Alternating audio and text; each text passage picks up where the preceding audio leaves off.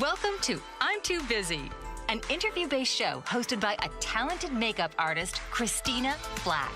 Christina offers viewers a unique blend of personal stories, inspiring journeys, and practical beauty tips. Join the conversation as Christina features successful individuals from various industries who share their insights on health, wellness, makeup, and the keys to their success. So now, please welcome the host of I'm Too Busy, Christina Flach.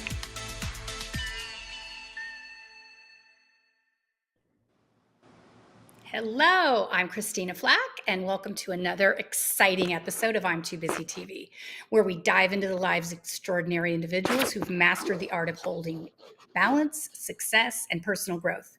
Today, I am thrilled to have my dear friend, a remarkable entrepreneur. She's a podcast host. She's an inspirational figure. Please give a warm welcome to Lisa Moeller. She is Hello. the founder. Hello, how are you? I'm good. Thanks for being on my show. Of course. So excited. Thank you for having me. Well, I need to brag about you for a minute, so just hold on. Lisa Moeller is the founder and CEO of Medmark. She's the host of Doc Talk Dental podcast, and she oversees 5 leading dental publications and strategic investments, cutting-edge medical fields. Rising from personal and professional challenges, Lisa has founded her company in 2004 and has since expanded into groundbreaking digital platforms. She's the host of the popular podcast, Just Go F Yourself, which always makes me laugh when I say it, by the way, and has interviewed iconic figures like Shaquille O'Neal and Tony Robbins. A 2023 Denobi, is that correct? Denobi Award recipient, Lisa is also working on a memoir that promises to inspire and motivate. Hello, my love. How are you? Oh, wow. That made me sound really special. Very Really special and very important. Well, I'm a friend of yours, so I must be important. You're super important, besides being my friend. So I met Lisa on her podcast. I was a guest on her podcast, and then we became great friends. And I've since been on it twice. And Lisa always inspires me, and I just know she's going to be an exciting interview today. So your journey. Okay, here we go. Your journey includes overcoming significant personal and business challenges. Can you share a pivotal moment that shaped your path to success? Well, right now my challenges were in Arizona and I'm sweating off my makeup. So it's so hot here. It's so hot here right now. Oh, yes. When I arrived yesterday, it was 118. I don't know why I live here. Actually, I'm trying to put on my makeup and melting at the same time. Okay, sorry. What's the question again? It's just, sorry. So you've overcome significant personal and business challenges. So what can you share was a pivotal moment that shaped your path to success? Oh my gosh, there have been so many. There really have been so many. I started my business 20 years ago. I started a medical marketing business after I had gone through a horrific divorce, as you know. I lost my marriage partner, my business partner. I was in business in another publication here. He sold all the money away. He sold the money and gambled it away in Vegas. So I lost both partners, really down and out. One of the lowest points in my life, and I had to completely start over. So that was probably the most pivotal time in my life. It was, about 21 years ago.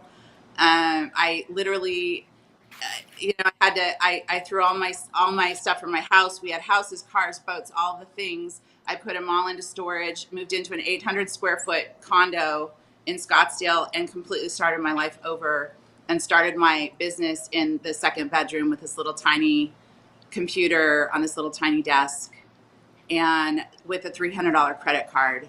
Because at the time I let the homes go into foreclosure and I had to file VK. And so I had a whopping $300 credit card, started that business and built it up into a multi-million-dollar business. You're amazing. I mean, what was in you every day that you're like, okay, it's another day. We got to get going. Let's do it. What was in me was that mother effer isn't right about me. I'll show him. I don't know. I'm kidding. I mean, there was a little bit of that. But mostly my drive and determination of just like, you know me, I'm a scrapper, I'm a fighter, you know, I'm going to get it done. And if someone tells me I can't do something, I do it twice and take pictures. So that's just what I do. It's like, yeah, bet against me. We'll see how that goes. You know, that meme, bet against me. That'll be interesting. Yeah, it's kind of like that. Yeah, just watch. It's always been my attitude. I've had to scrap through life since I was 18 years old. I've been out on my own since I'm 18 years old. So how long did it take until you were like, okay, I think it's going to all be okay? Even though you know it's going to all be okay, but when was the moment when you're like, okay, I think I can breathe a tad easier? Oh gosh. I think when I got to the point in my business where I was, you know, really making good money and I was doing well. And I mean, owning a business is always stressful. It's always tough. And you've got it, you know, for 20 years. I mean, it's been a long time. It's really easy I always say it's really easy to start businesses. It's very hard to maintain them. So maintaining a 20-year business was the personnel issues, the staff issues, the money issues, the loan issues. That, you know, when I started my business, I was begging banks for loans, like, please give me a line of credit, please give me a loan. And no one. And then the minute I don't need the loan, all the banks in town want to give me money. Of course, because now they don't have to worry about you losing the money. It's so challenging. So what happened? Like you got a loan, or what little bit of help made you think, okay, I can keep moving forward with this? It was just to the point where I'm like, okay, this is happening. I'm making money. I'm doing well. My career just kind of snowballed. I'm just kind of like, I really go with my gut on things. And it just was taking off and snowballing in a direction that I had to follow, that I knew if I didn't follow it, I was doing something wrong. So honestly, I seriously listened to my gut. I mean, I really, really honed in on my gut. And I think that's so important for us as women to listen to that inner guidance, because sometimes we like to poo-poo and ignore it. And it's so very important. So I really, really just went with my gut, and thank God I did. And I didn't have a choice back then. So no. I was like, I'm going this. It was positive. I rolled with it. Another positive. I rolled with it and just kept building it. And then, you know, here we are. Wow, that's amazing. So you're the host of Go F Yourself, which makes me giggle every time I say it. And you tackle with difficult topics. And what made you decide to start this podcast? As you know, I've gone through a lot of drama in my family. I have a family that is Jerry Springer on steroids, and I had a lot of dysfunction, a lot of trauma in childhood growing up. Again, I was out on my own at 18 years old.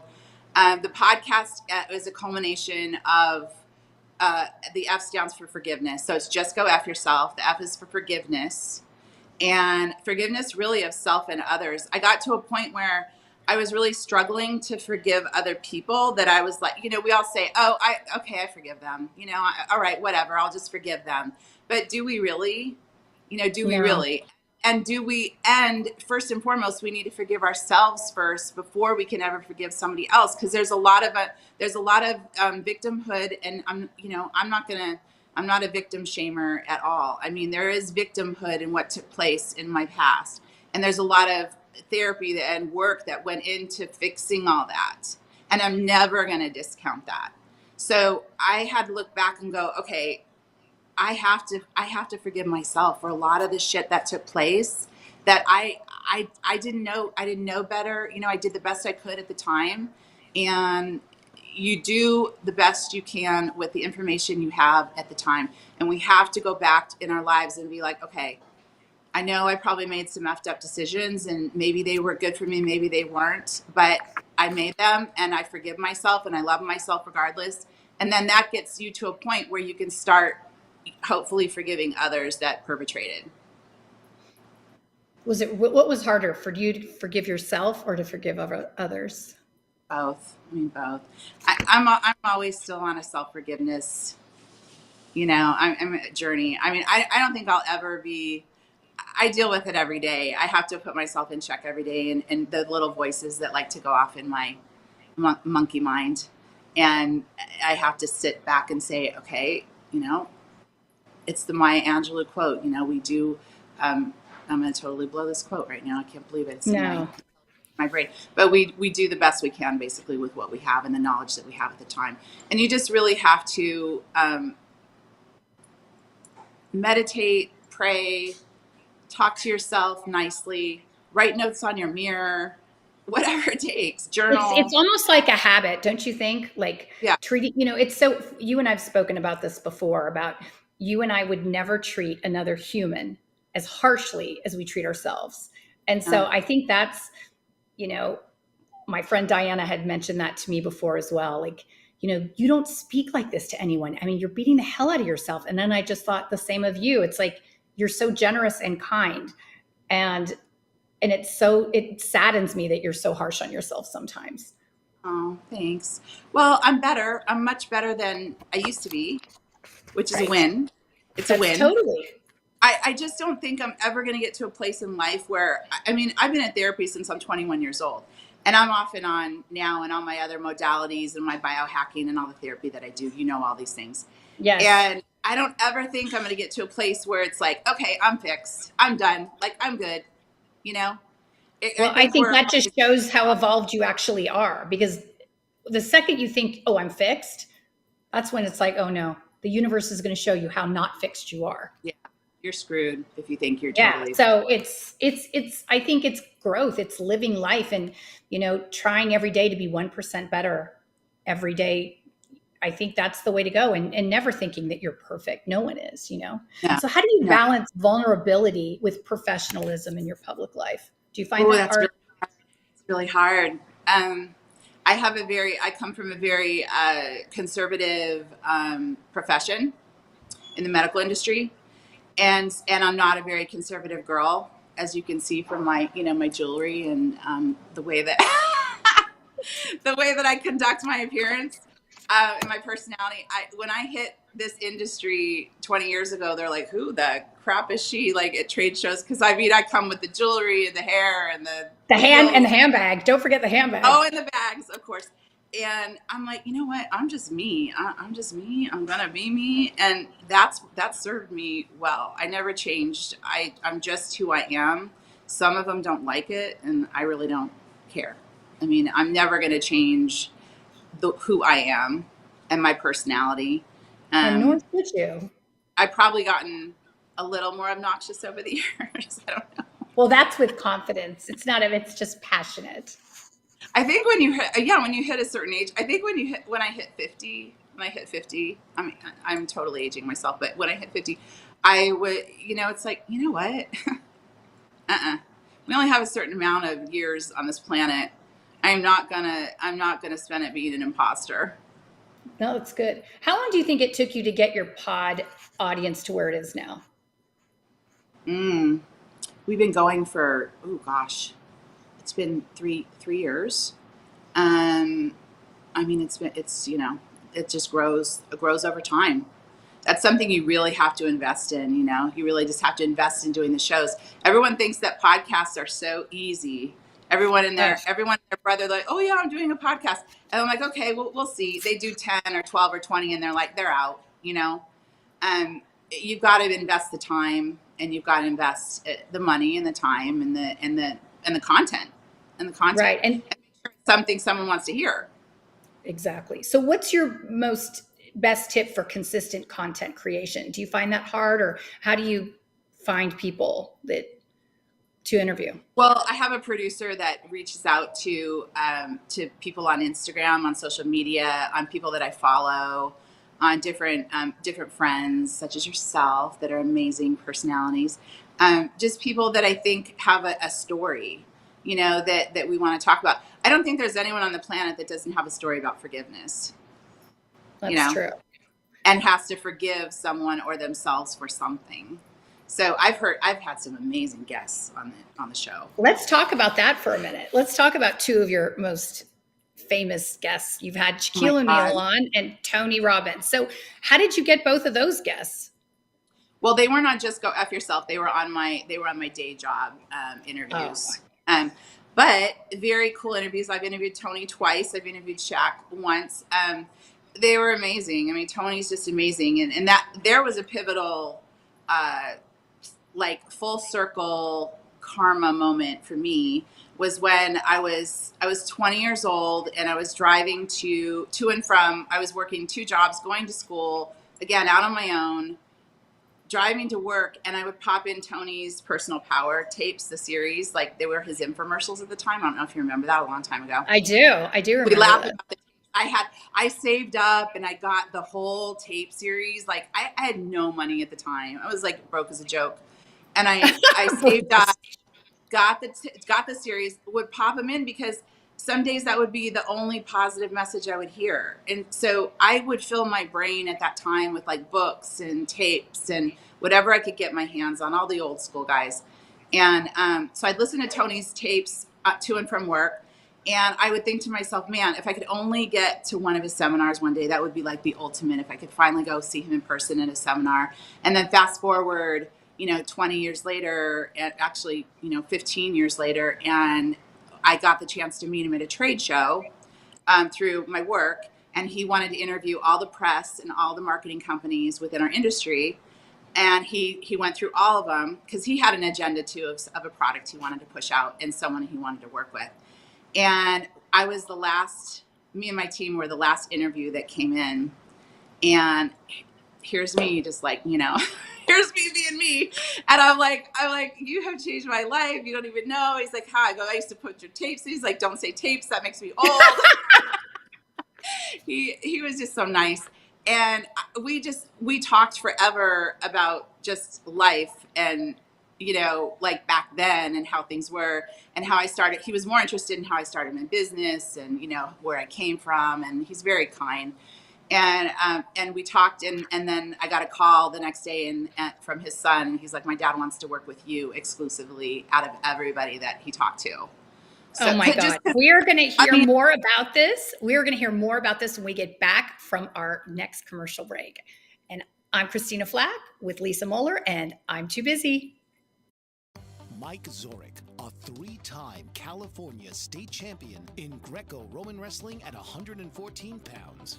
Mike, blind since birth, was born in Hartford, Connecticut. He was a 6-time national placer, including 2 seconds, 2 thirds, and 2 fourths. He also won the Veterans Folk-Style Wrestling twice at 152 pounds. In all these tournaments, he was the only blind competitor. Nancy Zorek, a creative spirit whose talents have taken her to the stage and into galleries and exhibitions in several states. Her father, a commercial artist who shared his instruments with his daughter and helped her fine-tune her natural abilities, influenced her decision to follow in his footsteps. Ms. Zorek has enjoyed a fruitful career doing what she loves. Listen Saturday mornings at 12 Eastern for the Nancy and Mike Show for heartwarming stories and interesting talk on the BBM Global Network. Are you struggling to care for elderly parents or a spouse? Do you wonder if being a caregiver is making you sick? Are you worried about taking time off work to care for elderly parents and balance work, life, and caregiving? Has caregiving become exhausting and emotionally draining?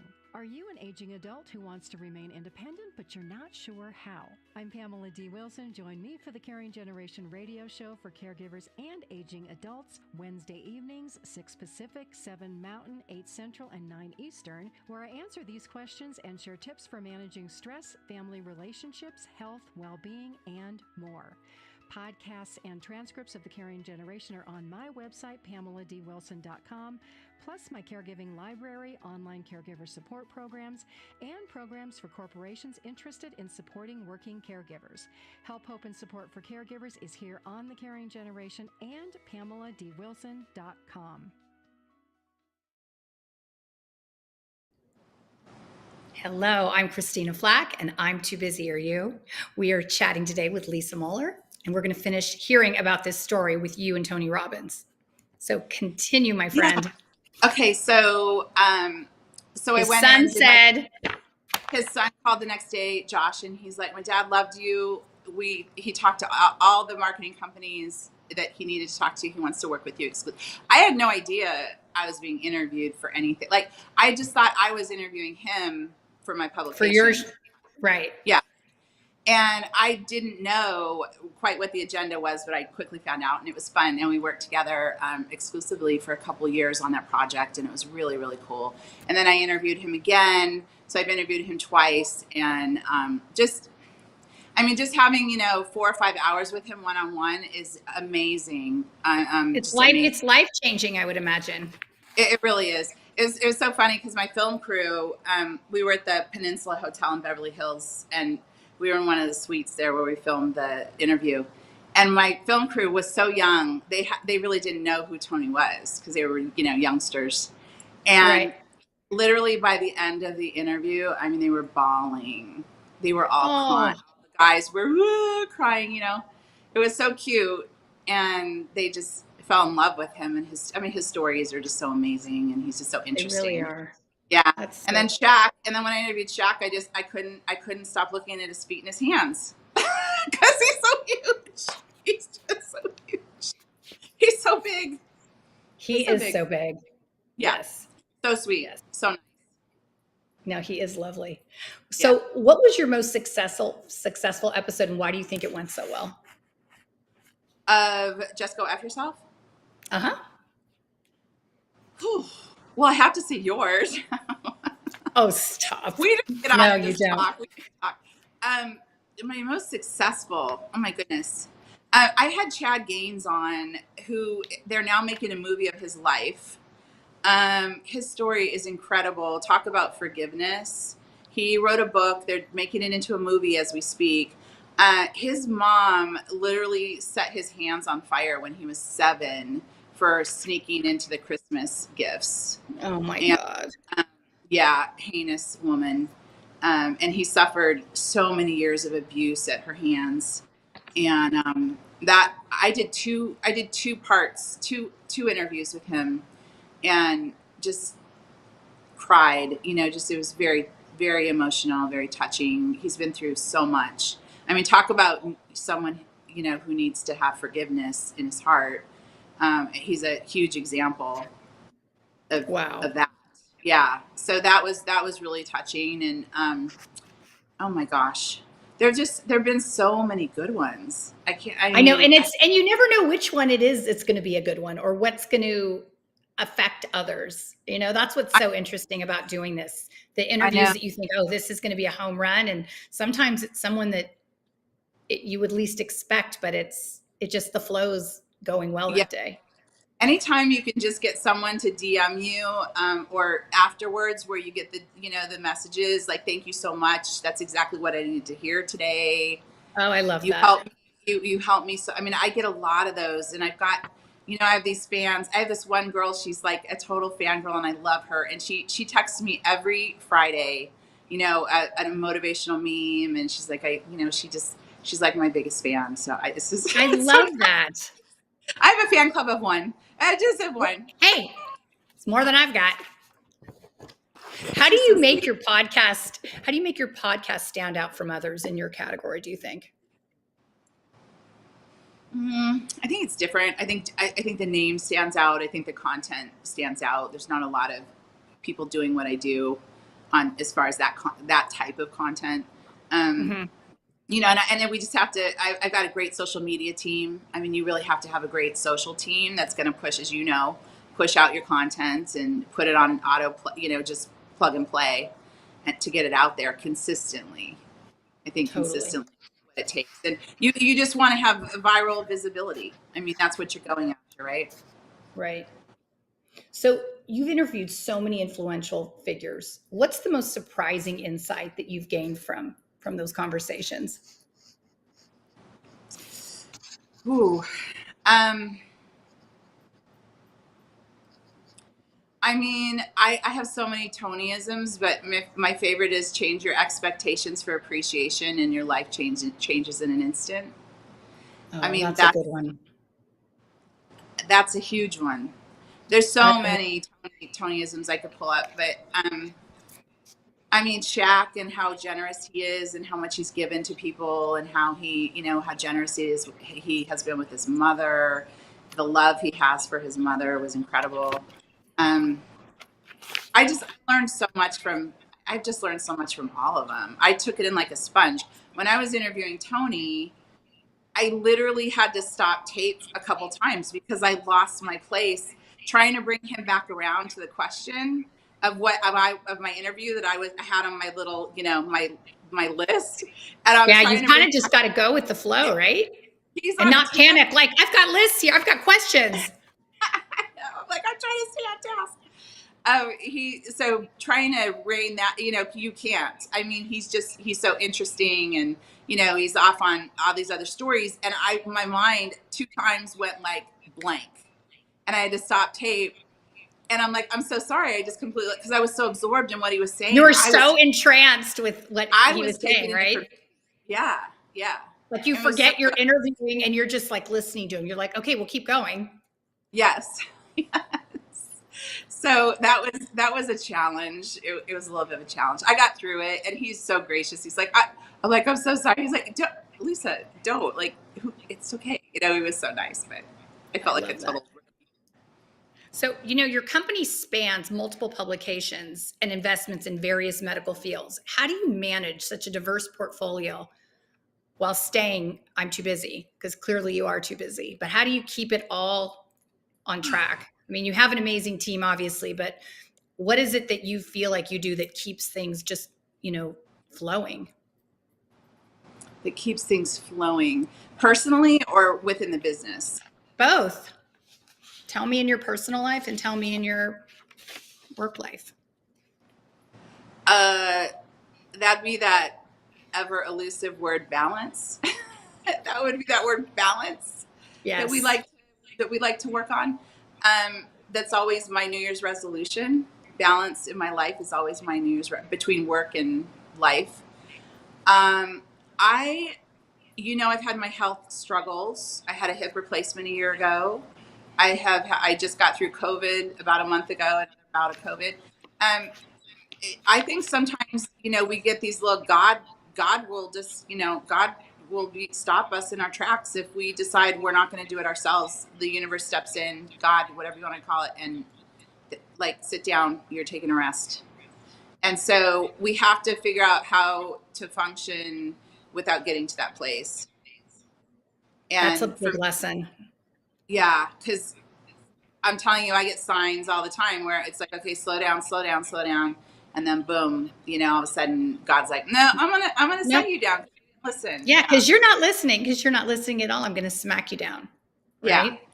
Yeah. I really strive lately, the last few years, not to get to that place, and to be in more of a place of self-care, and, doing the Pilates and the exercise routine and doing all the things. And we love Pilates so much, and it's like our religion. Totally. But breathing and Pilates, and I got out of the shower this morning, and I literally had 10 minutes. I'm like, I'm going to give myself a quick facial. So I put the mask on and I did my face. But it's like, we just have to find the little amounts of time that we have. Right. So, I think that it's finding balance. And if anyone knows the hot ticket to that, please let me know. Yeah. I'm still working. So what is your morning routine? Like, what do you like, when you have time, what is it that you like to do every day? I'm a huge YouTuber. I'm a huge YouTuber. So there's certain people that I watch on YouTube, and I like to get my, my news and watch my little shows on YouTube, and just be really quiet.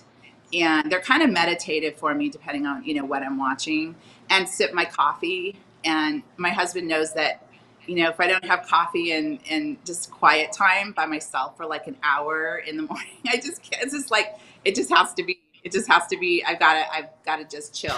And because I am no good to anyone without a cup of coffee. And just your celery juice. I know you do that. I do. Yes, I do. Okay. I have to go back. First celery juice. Thank you. First celery juice. I know your schedule. So I think I know your schedule better than you do. Schedule. You do not. Then so I put the good stuff in the first thing, and then the coffee, which is, which is organic, but it's not always great for us. But anyway, I can't. Hey, we all need a little. We all need a little morning. And, yeah. And I try to just kind of put some positive stuff in my mind, some stuff that's like, okay, hopefully, and then that sets the tone for the day. I'm not a huge meditator in the morning. I'm not even going to say that I do that. I really just like to watch positive messages and whatever that may be. Is your workout routine usually in the morning or afternoon? Well, when I do Pilates, it's in the mornings. And then usually the biking and the cardio is usually in the afternoon when I get some time. Sometimes I'll just sit on the bike and do, on my phone and do emails while I'm actually on the bike. That's great. Which probably isn't the smartest thing to do either. But I'm a multitasker.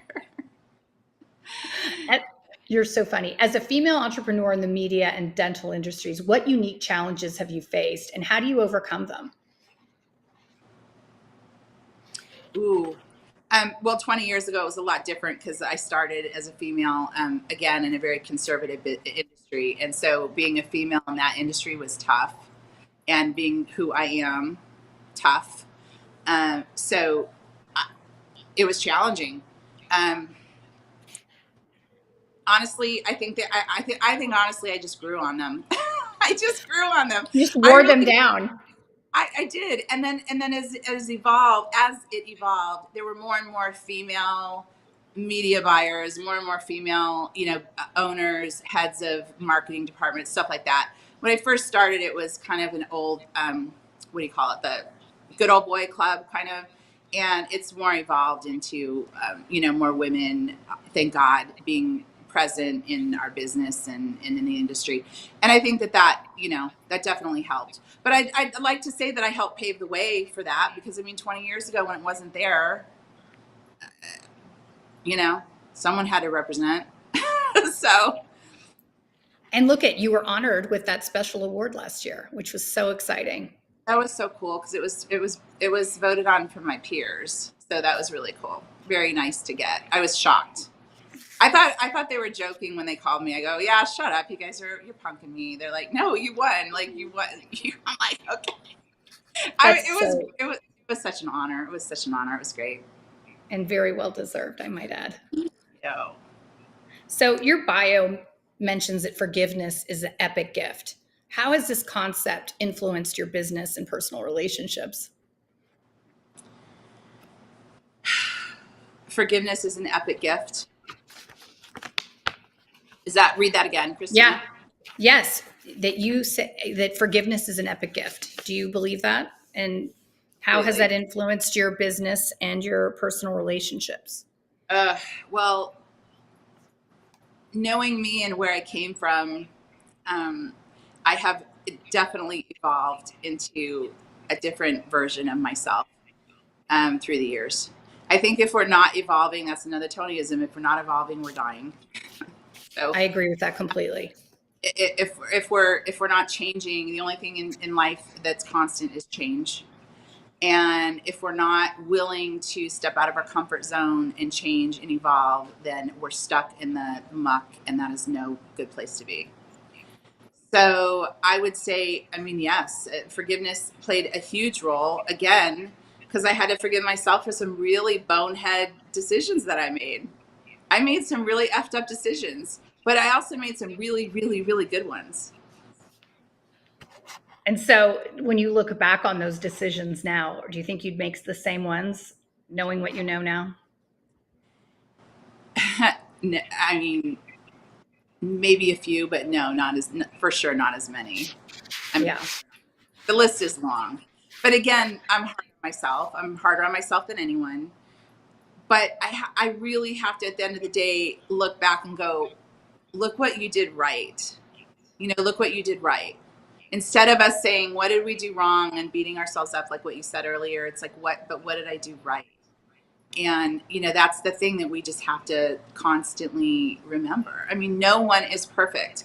And right now in our digital age, with all the social media and all the, all the stuff that we ingest on a daily basis on socials, everyone thinks they just have to be this perfect being. And there's no such thing. No, there really isn't. It's just what you're putting out there. But I think also it's a perspective that how you choose to look at yourself and all your accomplishments. You can look at it and like, oh my gosh, I've done some great accomplishments, and then beat the hell out of yourself, or you can just focus on the good things. I mean, it's just like what you said. You made the best decision you could make with the information and where you were at that time in your life. So that was the best you could do. So I mean, there's some people out there that have some long memories, and I'm like, and I've gone up to them, that I've known from way back in the industry, and I've gone up to them and had very candid conversations, and I'm like, hi, nice to meet you. This is me now. This is me now. And how did that feel? Good. I mean, at some point, to some extent, they're reintroducing themselves too, because maybe they didn't, maybe they weren't proud of how they acted or behaved, or, whatever. I mean, I think we all have that in common, but I just think it's funny, we're allowed to make mistakes and come back and be like, hi, I've changed. This is me now. And I'm sorry if that was a little awkward back then, but we're good. We're good, right? And if we're not good, F them. I mean, and that's not forgive. No, that's not the forgiveness word. That's the other one. It's the other one that makes me laugh. So you're working on a memoir. And what's the most challenging aspect of your sharing your story? And what do you hope readers will take away from it once they read your story? That thing's been in process for way too long, and I need to get that thing out. My friends tease me all the time. They're just like, "Are you ever gonna, when's that happening?" I write when I feel the need to write. I mean, I just, obviously I work and I'm too busy, but my outlet should be writing more, and I need to. So my plan is to definitely have that out, get out my story. I think my story is it's pretty unique. I mean, some of it, a lot of it. There's some things though that, I've never really talked about, and I'd like to.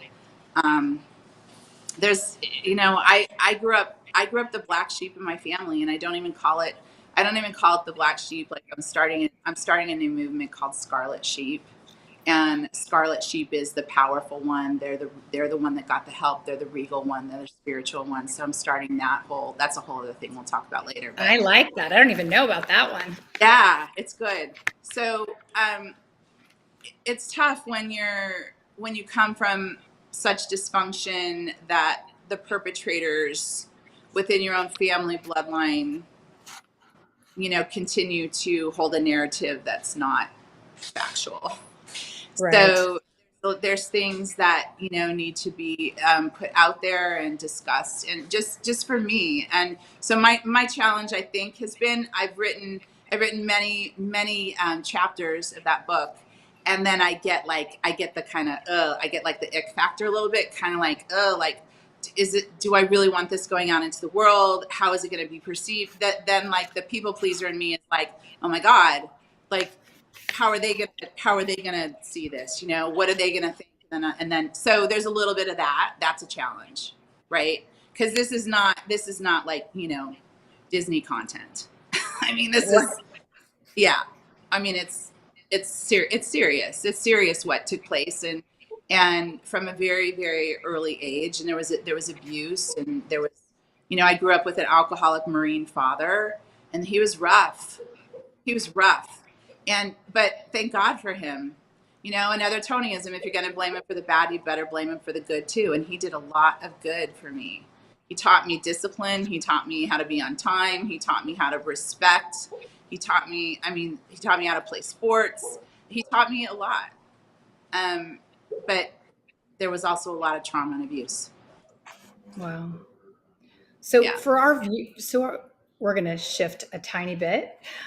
So for our viewers who are juggling multiple passions and responsibilities, what is your top advice for achieving balance and success? I mean, there's no recipe for it, but what are a few things that you do to make it work for you? Achieving balance and success. Well, I'm still working on that. So I would just think every day, just really more tuning into my body and what it is that I need, like getting back to that, listening to yourself. and truly like listening. Like if I'm super anxious that day, I'm like, oh, I gotta do some cardio. Or if I'm I don't feel well, I'm like, oh, I gotta go do an extra Pilates class and just like, breathe it out, or go to a breathing class. The breathing classes are amazing, that we have here in town. So I just really try to listen to my body and be like, okay, what is it that I actually need? Do I need it? Do I need a donut, or do I need? Sometimes a donut cures all, I have to say. Do I need a donut? And it's okay if we need a donut some days. It's okay. Yes, it I is mean, okay. me with the crumble cookies. I've got that cookie cutter. Those suckers are 1,000 calories a piece, and I'll cut them into fourths, and I'll eat it while I'm on the elliptical machine. Oh my God. That is too much. Okay. We have to take another commercial break. And I'm Christina Flach, and I'm too busy. Mike Zorek, a three-time California state champion in Greco-Roman wrestling at 114 pounds. Mike, blind since birth, was born in Hartford, Connecticut. He was a six-time national placer, including 2 seconds, 2/3, and 2/4. He also won the Veterans Folk-Style Wrestling twice at 152 pounds. In all these tournaments, he was the only blind competitor. Nancy Zorek, a creative spirit whose talents have taken her to the stage and into galleries and exhibitions in several states. Her father, a commercial artist who shared his instruments with his daughter and helped her fine-tune her natural abilities, influenced her decision to follow in his footsteps. Ms. Zorek has enjoyed a fruitful career doing what she loves. Listen Saturday mornings at 12 Eastern for the Nancy and Mike Show for heartwarming stories and interesting talk on the BBM Global Network. Author, radio show host, and coach John M. Hawkins reveals strategies to help gain perspective, build confidence, find clarity, achieve goals. John M. Hawkins' new book, Coached to Greatness, Unlock Your Full Potential with Limitless Growth, published by iUniverse. Hawkins reveals strategies to help readers accomplish more. He believes the book can coach them to greatness. Hawkins says that the best athletes get to the top of their sport with the help of coaches, mentors, and others. He shares guidance that helps readers reflect on what motivates them. Rediscover and assess their core values, philosophies, and competencies. Find settings that allow them to be the most productive and track their progress towards accomplishing goals. Listen to John Hawkins' My Strategy, Saturdays, 1 p.m. Eastern on the BBM Global Network and TuneIn Radio. Hello, I'm Christina Flach, and I'm too busy, and I'm with my guest, Lisa Moeller. Hello. So, back to all of this. Where's your happy place?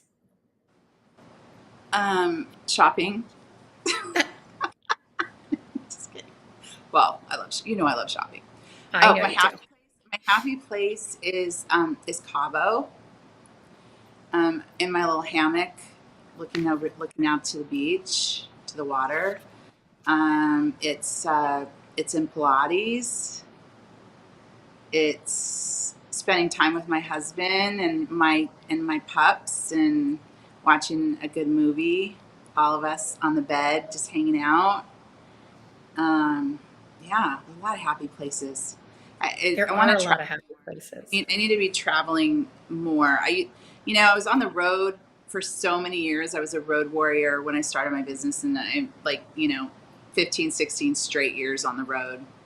And I had a couple of those moments where God was like, you're going to rest for a minute. And I had a couple little health issues, little health bumps I had to get through, but it's made me stronger, and really appreciate my life more and my health. Health is so important. We don't have it. Everything. It's everything, honestly. Is everything. So I've had some post-COVID, long-term COVID issues since I had COVID in 2020. I just had it again, a month ago, and I've had some long-term that all this is accumulated to that. So we love the biohacking and all the great options that are out there to help us heal. There's a ton. So you and I both have in common, we like all things woo-woo. So what's your newest woo-woo-ing? What's my newest woo-woo thing? Yeah. I have more crystals. I think I've invested in like 100 more crystals since you've seen me. I Oh got my this pyro gosh. right now. This is amazing. Ooh, that's beauty. I've got this on the bar with me. I mean, you know, oh gosh, I'm trying to think. I've got some new angels. I got a new little angel crystal that's, you know, sitting by my bed, and got a whole little, all these stones that, you know, all intertwine and mix with each other and mean something, kind of, you know, lined up around on my nightstand. And then the little angel is kind of like right where I sleep. So, you know, I'm always the queen crystal girl. I mean, I don't know if you can see I don't know if you can see the Oh, I can angel, see. the Yes. No, angel I love all wings. your beautiful crystals. Yeah, it kind of, that kind of changed the whole vibe in here. You know, when we put that Yeah. in, and we got Archangel Michael in the corner, this bronze Oh, statue. the best one. Um, yeah. So, you know me, I'm just very spiritual that way. I like anything that's made from the earth. What is the biggest misconception that most people have about you? I think there's so many. There's probably Well, what's so your many. favorite? Tell me your favorite or one that I don't shocks you. know. Maybe they haven't told me to my face. I don't know. The misconception. Um, that I'm too strong. That I'm so strong I can get through anything. Hmm. And if only people knew, you're like, I just wanted someone to just be kind. That's it. Oh, I'm like, hi.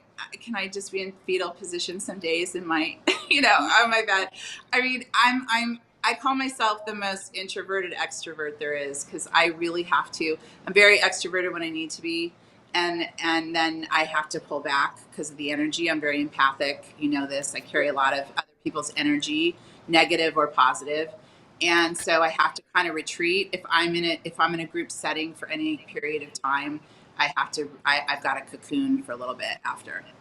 You and I have that in common, and I don't know why that is. I feel like, people would see us and think, oh, these two are so outgoing, but you and I are kind of quiet and shy after, if I'm in a big party setting, I feel Yeah. like I don't like having like wasteful conversations that are just fake and have no Yeah. meaning. So kind Yeah. of, Just chit chat. Yeah. I'm not yeah, good with small talk. Yeah. no, I'm not Same. either. But What's I your think people favorite? really like, I'm just like strong all the time just because of what I've been through. But, you know, it's our strong friends we need to check in on. Those are the people we need to check in on and be like, are you okay? What's going on with you? I haven't heard from you or whatever, you know? No, that's a good one. What's your favorite childhood memory?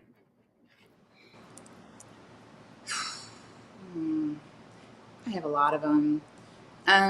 Probably sports. I played softball since I was in second grade, and I played varsity softball 4 years of high school.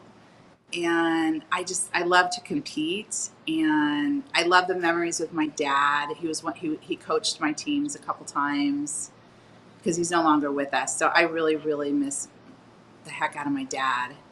Um, but yeah, there were, again, it wasn't all sunshine and butterflies, but the good memories, there were a lot of good memories. I mean, I went to Catholic school. I mean, we had, and sports, and just being, I don't know, just a time where It was more carefree.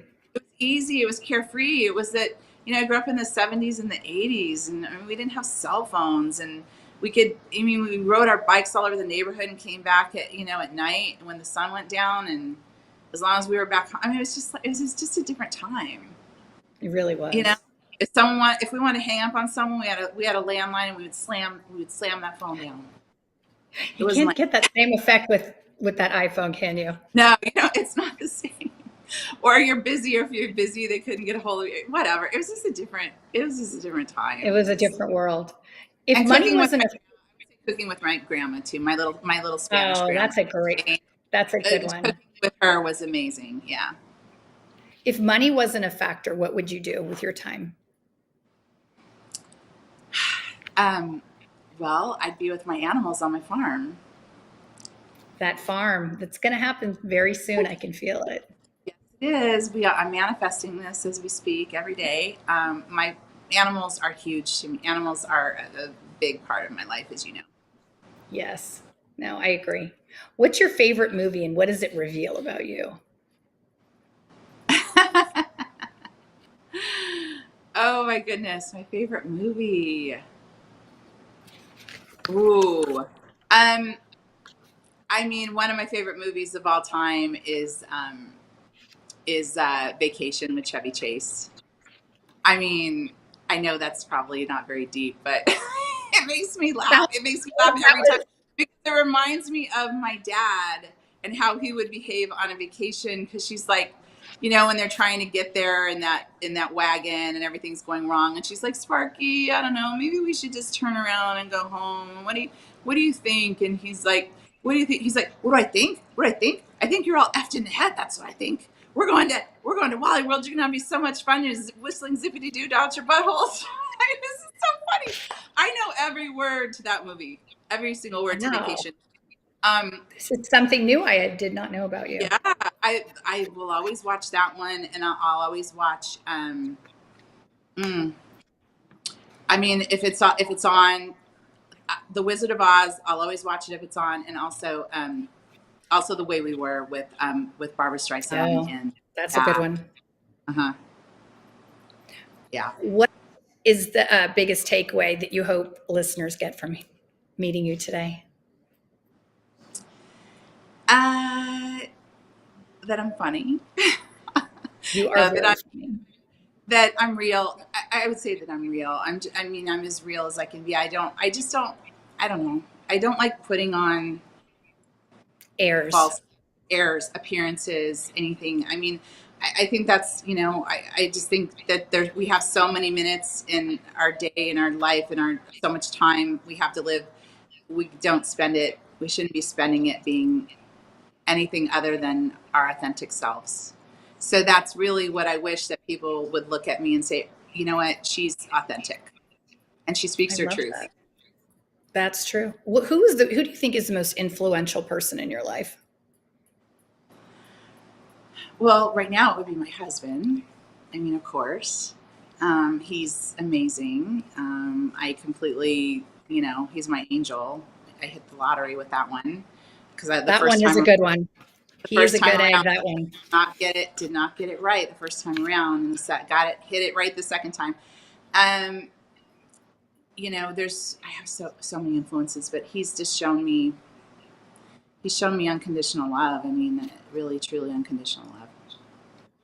What a beautiful thing that is. Yeah. There's so many amazing things about you, Lisa. I just adore you. And I'm so grateful that you've been able to be on my show today. Is there anything that I did not ask you that you want to share? When the next Amazon delivery is coming? Oh my God. You and your Amazon.